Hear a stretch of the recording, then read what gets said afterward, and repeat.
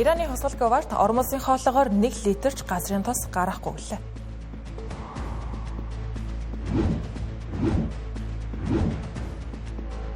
Техран засгийн газрын эсрэг чагсан ирээдийг чагсагч биш дайсан гэж үзнэ гэлээ.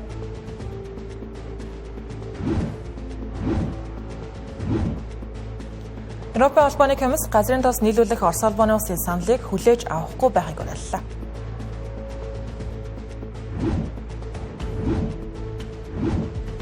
Хятад улсын эх 5 жилийн төлөвлөгөө танилцуулагдах гэж байна.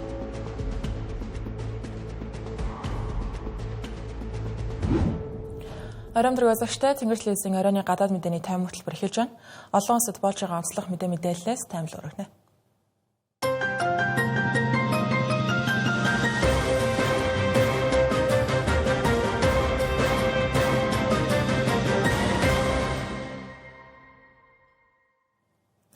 За 7-гийн бүлэг нефтийн нийлүүлэлтийг доктортой байлгах чиглэлд арга хэмжээ авна гэсэнтэй холбогдуулан нефтийн үн $100 буураад байна. Гэсэн хэдий ч өнгөрсөн шөнө Ираны хувьсгалт Говардын зүгээс ормосын хоолоогоор 1 литрч нефт гаргахгүй. Нефтийн үн цаашдаа $200 давахад бэлэн байгаарай гэж анхааруулжээ. Ираны хувьсгалт Гвардаас Америк нэгдсэн улс, Израиль болон тэдний холбоотнуудтай холбоотой ямар ч хөлөг онгоцыг давтлах хууль ёсны бай гэж үзнэ гэлээ. Мөн тэдгээр улсын эрх баригчдын нефтийн үнийг бууруулах оролдлого бүтэхгүй, нефтийн үн баррел нь $200 хүрнэ гэж анхааруулсан байна. Ингэхдээ бүс нутгийн тогтворгүй байдлын гол их үүсвэр нь Америк нэгдсэн улс болон түүний холбоотнууд гэж буруутгажээ. Одоогийн байдлаар Америк нэгдсэн улс Израилийн зэвсэгт хүчин Иранд зохилт өгч эхэлснээс хойш 12 хоног өнгөрөөд байна. Иран ойролт орндын бүс нутагт пуужин, дрон ашиглан хариу довтлогоо хийж Америк нэгдсэн улсын зэвсэгт хүчин ормосын хоолой орчимдох Ираны хүлгүүдийг живүүлж байна.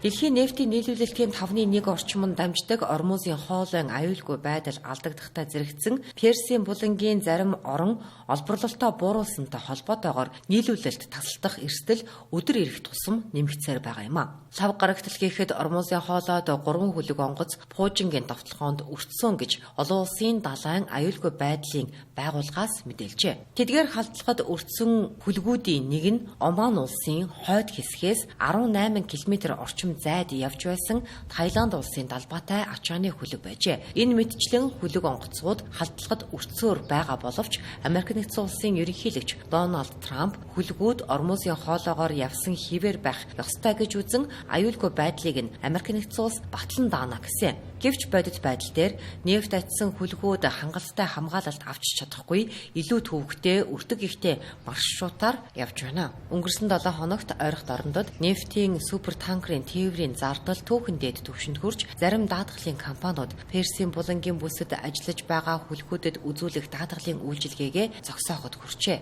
Ийхүү нөхцөл байдал хурцлаж байгаа тул дайны улмаас дэлхийн эдийн засагт үзүүлэх сөрөг нөлөөллийг бууруулахын тулд 7-гийн бүлэг Европын холбоо тэргүүтээ олон улсын удирдагчид ямар арга хэмжээ авах талаар хэлэлцэж байна. Лав гарагт олон улсын эрчим хүчний агентлагийн 32 гишүүн орон стратегийн нөөцөөсөө нийт 400 сая баррел нефт гаргаж зах зээлд нийлүүлэхээр шийдвэрлэжээ. Ингэхдээ нөөцөөс гаргах нефтийг улс орон бүр өөрийн нөхцөлд тохируулан тодорхой заасан хугацаанд шат дараатай зах зээлд нийлүүлнэ гэж байна. Үүнтэй холбогдуулан Герман, Австри, Япон зэрэг улсууд энэ шийдвэрийг дагаж стратегийн нефтийн нөөцөөсөө гаргахаар болжээ. Энэ дунд нефтийн импортын 70%-ийг Хормозын хоолоогоор авдаг Япон улс стратегийн нөөцөөсөө нефт гаргах ажиллагааг нэн даруй эх 5 гарагаас эхлүүлэхээр болсон байна. Бусад улсуудын хувьд хараахан тодорхой хугацаа зарлагдаагүй байна. За одоогоос 2-7 хоногийн өмнө Америк нэгдсэн улс Иран руу зохилт өгч эхэлсэн даруйд ерөнхийлөгч Дональд Трамп Иран улсын иргэдэд хандан засгийн газрынхаа эсрэг төрийн эргэлт хийхийг санал болгож байсан удаатай. Тэгвэл энэхүү мөргөлдөөн 2-7 хоног үргэлжилж байгаатай холбогдуулан нөхцөл байдал даамжирч байгаа учраас Техраны зүгээс иргэдэд хандан сэрэмжлүүлэг өглөө. Ингэхдээ засгийн газрын эсрэг хийсэн альва чагсаалыг улсынхаа эсрэг дайсгансан тэрсүү үйлдэлээ гэж үзнэ гэж. Мөн хүч хэрэглэхийг үүсэх өглөө. Ираны эрх баригчид төрийн эсрэг занал хийлийн шинжтэй үйлдэлд аюулгүй байдлын хүчин болон Басижийн хагас цэрэгдсэн бүлэглэл хариу арга хэмжээ авахд байнгын бэлэн байгааг анхааруулад байна. Мөн Ираны төрийн хэвлэл мэдээллийн газраас засгийн газрыг эсэргүүцдэг өөр улсад оршин суугаа иранчуудын хөрөнгийг хурааж магадгүй талаар мэдээллээ. Иргэн сануулахад Америкийн нэгдсэн улсаас анх Иран руу довтолж эхлэхэд ерөнхийлөгч Дональд Трамп Америкийн нэгдсэн улсын довтолгоо Иран даяар болгох тул Ираны энгийн иргэдийг гэрээсээ гаралгүй байхыг уриалж мөн энэ далимд төрийн эргэлт хийж болох талаар хүртэл хэлж байв. Мөн энэ оны 1-р сард Иранд гарсан засгийн газрын эсрэг олон хүний амийг авч чадсан жагсаал Трамп Ираны иргэдийн талд байгаа болохоо ч удаа дараа мэдэгдэж байсан. Тиймээс мөргөлдөөн намжаагүй байгаатай зэрэгцэн Ираны иргэд бослого үүмэн дэгдээх вэ гэдэгт Техран тун болгоомжтой хандаж байгаа нь инхүү харагдаж байна. Одоогийн байдлаар Ираны зэвсэг түвшин Техран болон бусад хотуудад эргүүлхийж шалган нэвтрүүлэх цэгүүдийн тоог нэмжээ. Харин Израилийн зүгээс Ираны хувьсгалт гвардаас гадна үүний харьяа Басижийн хагас цэрэгдсэн бүлэглэлийг онилж магадгүй талаараа мэдээлсэн. Тиймээс мөргөлдөөний гол цэгүүдэд байлдаж яваа Ираны цэргүүдийн гэр бүлд хандан бууж өгөхийг уриалаад байна. Ингэснээр Иран дахь мөргөлдөөнийг хүсэхгүй байгаа энгийн иргэд хохирол бага амсна гэжээ. Одоогийн байдлаар Иранд 1250 гаруй хүн нас барсанг батлаад байна. Амиа алдагсдын дийлэнх нь энгийн иргэд байжээ. Түүнчлэн Иранд иргэдийн орон сууц, эмнэлэг, сургууль, түүхэн дурсгалт газрууд суурсан байна. Үүн дээр нэмээд мөргөлдөөн эхэлсэн цагаас хойш одоо хүртэл Ираны зарим бүс нутгуудад утасны сүлжээ, интернетийн хандлт хязгаарлагдмал болсон хэвээр байгаа. Зайлшгүй шаардлагатай тохиолдолд төрийн хяналттай сүлжээг иргэд ашиглаж байгаа гэлээ. Энэ нь Иран дахь иргэдийн нөхцөл байдал дэгдэж болзошгүй жагсаал цуглааны талаар үнэн бодож мэдээлэл авах ажлыг хүндрэлтэй болгож байна. Энэ 7 хоногийн ихэр Орос улбаны улсын ерөнхийлөгч Владимир Путин Европын улс орнууд руу дахин нефт нийлүүлж эхлэхэд бэлэн гэдгийг хэлж байсан. Тэгвэл өнөөдөр Европын комиссийн ерөнхийлөгч Урсула фон дер Лайен Европын холбоо Оросын нефт байгалийн хийгээс татгалзах бодлогоо орхиж болохгүй хэмээн Европын холбооны улсуудад уриаллаа. Европын холбоо нь 2022 онд Орос Украинд товтлосноос хойш Оросын эрчим хүчний импортоо эрс бууралсан байна. Цаашлаад Оросоос нефт байгалийн хий импортлохыг бүрэн хориглох төлөвлөгөөч гэсэн боловсруулж байна. Гэсэн хэдий ч сүүлийн үед Америк нэгдсэн улс Израиль Ираны хооронд үүсэж байгаа нөхцөл байдлын улмаас дэлхийн дахинд зах зээл докторгүй болж нефт байгалийн хий нийлүүлэлт багасч үн огцсон үсэт байгаа юм. Ийм нөхцөлд Европ эрчим хүчний хямралд хамгийн өртөмтгий бүсүүдийн нэгт яах аргагүй тооцогдож байна. Гэвч Урсула фон дер Лайен Европын парламентд үг хэлэхдээ Оросын эрчим хүчнээс татгалзах стратеги орхих нь ноцтой стратегийн алдаа болно гэж анхааруулсан байна. Мөн түүний хэлснээр Европын холбоо энэ бодлогоор дамжуулан Оросын эрчим хүчний орлогыг нэмэгдүүлж дайныг санхүүжүүлсэн хэрэгт тооцогдож болцсоншгүй гэж анхааруулсан байна. Мөн Европын холбоо эрчим хүчний үнийг бууруулах зохих арга хэмжээнүүдийг бэлтгэж байгааг мэдээллээ. Үүнд төрөөс дэмжлэг үзүүлэх хөтөлбөрүүд урт хугацааны эрчим хүч худалдан авах гэрээ, эрчим хүчний үнд хязгаарлалт тогтоох, татаас олох зэрэг багтаж байгаа юм байна. Үүнтэй зэрэгцэн нефтийн үн огцсон өссөнтэй холбоотойгоор долоогийн бүлгийн улс орнуудын эрчим хүчний сайд нар Парис хотод уулзаж стратегийн нөөцөөсөө нефт гаргах талаар хэлэлцэж эхэлсэн байна. Сүүлийн жилүүдэд Европын холбоо Оросын эрчим хүчнээс хамааралтай байдлаа эрс бууруулсан. Үүнийг статистикаас харах юм бол 2021 онд Европын хийн импортын 45%, нефтийн импортын 27% нь Оросоос ирдэг байсан бол 2025 оны байдлаар шингэрүүлсэн байгалийн хий болон хоолойн хийн нийлүүлэлт нийт импортын 13% болж буурсан байна. Мөн нефтийн хувьд 3%-аас доош болсон байна. Европын холбооны зөвлөл энэ оны 1-р сард Оросоос шингэрүүлсэн хий болон хоолойн хий импортлохыг 3-р сарын 18-ны өдрөөс эхлэн хориглох журмыг баталсан байна. Мөн 2027 гэхэд Оросын хийг импортлохыг бүрэн зогсоох төлөвлөгөөтэй байгаа юм. Гэхдээ бодит байдал дээр энэ зорилгод хүрэхэд хүндрэл гарч болохыг үүсэхгүй. Өнгөрсөн 2-р сард Оросын Ямал дахь байгалийн шингэрүүлсэн хийн байгууламжаас гарсан бараг бүх экспорт Европын холбооны улсууд руу очсон байгаа нь Европ Оросын эрчим хүчнээс бүрэн татгалзахад амаргүй байгааг харуулсан хэрэг болсон байдаг. Нөгөө талд Орос улбаны улс Европын улс орнуудыг хүлээгээд суухгүй гэдгийг ч хэлж байна. Оросын дэд ерөнхий сайд Александр Новак Оросын компаниуд Европод нийлүүлж байгаа шингэрүүлсэн хийн зарим хэсгийг өөр зах зээл рүү чиглүүлэхээр төлөвлөж байгаа. Энэ ч өөрөө Оросд илүү ашигтай байж болох юмаа гэж үзжээ. Энэ 7 хоног манай урд хөрш дэлхийн 2 дахь хамгийн том эдийн засгтай улс болох Хятад улсын хувьд маш чухал цаг үе тохиож байна. Учир нь Хятадын 2 чуулган гэгддэг ардын төлөөлөгчдийн их хурлын 4-р чуулган, мөн ардын улс төрийн зөвлөлдөх зөвлөлийн 4-р чуулган албан ёсоор өндөрлөж байгаа. За чуулганы төгсгөлд Хятад улс 15 дахь удаагийн 5 жилийн төлөвлөгөөгөө дэлхийн нийтэд танилцуулах ба. Ардын төлөөлөгчдийн их хурал бол Хятад улсын хууль тогтоох дэд байгууллага юм. Их хурал үндсэн хуульд нэмэлт өөрчлөлт оруулах, хууль батлах, төсөв хэлэлцэх, засгийн газрын ажлын тайланг сонсох, томилгоо хийх зэрэг үндсэн эрх мэдэлтэй. Харин Хятадын ардын улс төрийн зөвлөлдөх зөвлөл нь улс төрийн зөвлөлдөх байгууллага юм. Энд янз бүрийн улс төрийн намууд, олон нийтийн байгууллага, үндэсний цонх, шинжлэх ухаан, соёл урлагийн салбарын төлөөллүүд цугларч, улс орны чухал асуудлаар зөвлөлдөн санал зөвлөмж гаргадаг. Энэ удаад хурал 14 дахь удаага зохион байгуулагдаж байна. Хуралд нийт 5,000 гаруй улс төрч төлөөлөгч нар Бээжингийн ардын их хурлын ордонд цугларч, Хятад улсын эх 5 жилийн эдийн засаг, нийгмийн зорилтуудыг тодорхойлж байна. 2026 он нь Хятадын 15 дахь 5 жилийн төлөвлөгөөний хэрэгжилтийн эхлэл болж байгаагаараа онцлогтой. Дараагийн 5 жилийн эдийн засгийн гол тэргүүлэх чиглэлүүдэд дотоодын эрэлтийг нэмэгдүүлэх, хиймэл оюун ухааны салбарыг хөгжүүлэх, квант тооцоолол, цөмийн үйлдвэрлэлийн технологиг хөгжүүлэх, мөн Америкийн нэгдсэн улсын худалдаанаас хамааралтай байдлыг бууруулах зэрэг төлөвлөгөөтэй байна. Үүнээс гадна төрийн албан хаагчдад тавих хяналт шаардлагыг нэмэгдүүлж, төрийн алба дахь хээл хахуулыг бууруулах ажлыг эрчимжүүлэх зэрэг яригдж байгаа юм байна.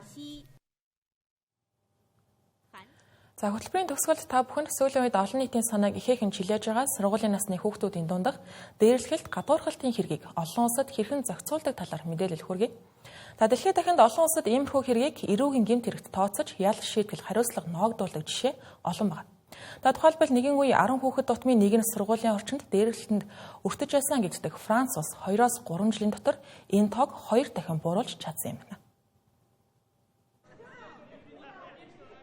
Франц улсад 2022 оноос эхлэн сургуулийн дээрлэхэлтийг үе тэнгийн хүүхдүүдийн хооронд гарсан жижиг маргаан гэж үзэхэ болсон. Тодорхойлбол тухайн оны 2 сарын 24-ний өдрийн парламентын баталсан хуулиар сургууль болон их сургуулийн орчин дах дээрлэх гэмт хэргийг анх удаа тусдаа эрүүгийн гэмт хэрэгт тооцдог болжээ. Хуулийн заалтад дээрлэхэлтийг хүний нэр төр, сэтгэл зүй, аюулгүй байдалд халтсан ноцтой үйлдэл гэж тодорхойлсон байна. Үүндхийн нэгнийг удаа дараа зүй бусаар гутаан доромжлох, гадуурхах, айлган сүрдүүлэх, захимаар дарамтлах, дээрлэх, биедэн санаатай халдах зэрэг үйлдэлүүдийг аксельмон сколех буюу сургуулийн дээрлэхэлт гэж үздэг. Хууль Францын дотоодын альч боловсролын байгууллагад суралцаж ажиллаж байгаа оюутан сурагч ажилчдад хамаардаг. Яллах нөхцлүүдэд хуулийн заалтын дагуу дээрлэхэлтийн төвшнөөс хамаарна. Дээрлэхэлтийн гэмт хэрэг үйлдсэн этгээдэд 3-аас 10 жилийн ял, 45,000-аас 150,000 евро буюу өнөөдрийн ханшаар 190 саяас 637 сая төгрөгийн торгуул ноогдуулдаг. Гэмт хэрэг үйлдсэн этгээд 13-аас доош настай байх тохиолдолд эрүүгийн хариуцлага хүлээх чадваргүй хэмээн үзэж боловсрол хамгаалалтын сургалт харах хэмжээнд хамрагдуулдаг. 13-аас 17 насны дээрлэх гэмт хэрэг үйлдсэн хүүхдүүдийг эрүүгийн хуулийн дагуу яллна. Гэхдээ насанд хүрээгүй гэсэн үндэслэлээр шүүх байгууллагаас ялын хэмжээг багасгаж бууруулах боломжтой. Харин 18 болон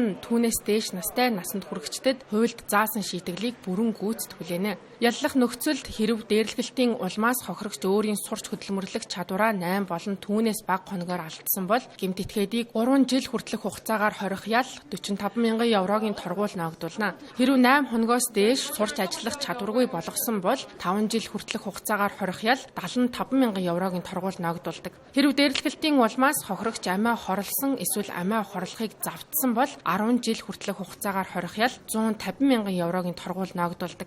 Зөвхөн сургуулийн орчинд болсон эсхээс үл хамааран цахим орчинд буюу групп чат, мессеж, сошиал сүлжээгээр дайрч дарамтлсан доромжлолч адилхан дээрлэхэлтийн гэмт хэрэгт тооцогдож хэрэг нээх боломжтой юм байна. Тинхүү хууль хэрэгжиж эхэлсэн цагаас хойш 2 жилийн хугацаанд Францын прокурорын байгууллагууд сургуулийн дээрлэхэлттэй холбоотой 10,100 орчим хэргийг бүртгэжээ. Үүнээс ойролцоогоор 5,000 хүнийг яллах боломжтой гэж үзэн 600 гаруй эрүүгийн хэрэг үүсгэсэн гэж тайланд тэмдэглэсэн байна. Уг 2 жилийн хугацаанд анхан шатны шүүхээр 240 гаруй хүнд ял шийтгэл оноосонд 90 гаруй хувь нь 16-аас доош насныхан байжээ. Хамгийн сүүлийн үеийн статистикаар одоо Францад сургуулийн насны хүүхдүүдийн дээрлэхэлтэд өртөх хувь ойролцоогоор 20 хүүхэд тутамд 1 болж огцон буурсан байна. Энэхүү хуулийг баталж байх үеийн Франц улсын боловсролын сайд Жан-Мишель Бланке уг хуулийг ихээхэн сайшааж сургуулийн орчинд дарамтшахалтаас ангид байх ёстойг хэлж байсан. Тэрээр мөн хуулийн хэрэгжилтийг сайжруулах үүднээс улс даяар багш ажилчдыг дээрлэхэлтээс сэргийлэх, үүнийг хэрхэн олж таних талаар сургалт зөвлөгөө давхар явуулахыг үүрэг болгож байжээ.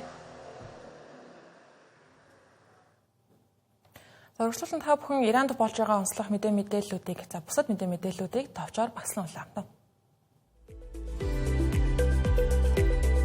Америк нэгдсэн улсын батлан хамгаалах яам буюу Пентагоны мэдээлснээр Америк нэгдсэн улс Иран дахь цэргийн ажиллагааны эхний 6 хоногт 11.3 тэрбум $, зардал гаргасан гэлээ. Энэ талаар Пентагоны удирдлагууд Сенатад мэдээлэх үеэр хэлсэн байна. Дайн цааш үргэлжилбэл зардал цаашиж гисэн нэмэгдэх төлөвтэй гэж албаныхан анхааруулжээ.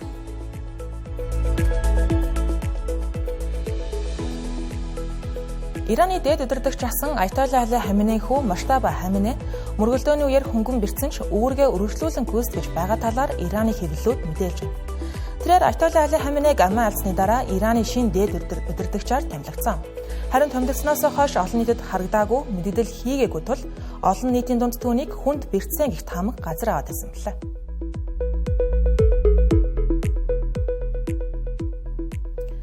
Америк нэгдсэн улсын цэргийн ажиллагааны үеэр Ираны өмнөд хэсгийн Минаб хотод октийн баг сургууль болсон агаарын цохилтын улмаас 170 гаруй хүн амиа алдсан. Энэ хэрэгтэй холбогдуулан сэтгүүлч нар Дональд Трампаас тодруулах хүсгэд Америк нэгдсэн улс энэхүү халдлагыг хийсэн гэж үзэх баримт хангалттай бус мөрдөн шилэх ажиллагаа үргэлжилж байна гэх тайлбарыг өгчээ.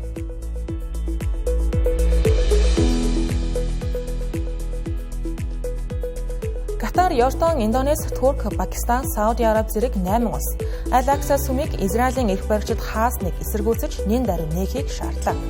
Тэд Аль-Акса сүмийн зохицолборыг зөвхөн исламчуудын мөрөглийн газар гэж үздэгийн хувьд сүмийг хаах Израилийн шийдвэрийг олон улсын хууль болон шашинтнуудын мөрөөл үйлдэх эрхийг ноцтой зөрчсөн үйлдэл гэж үзэж байна.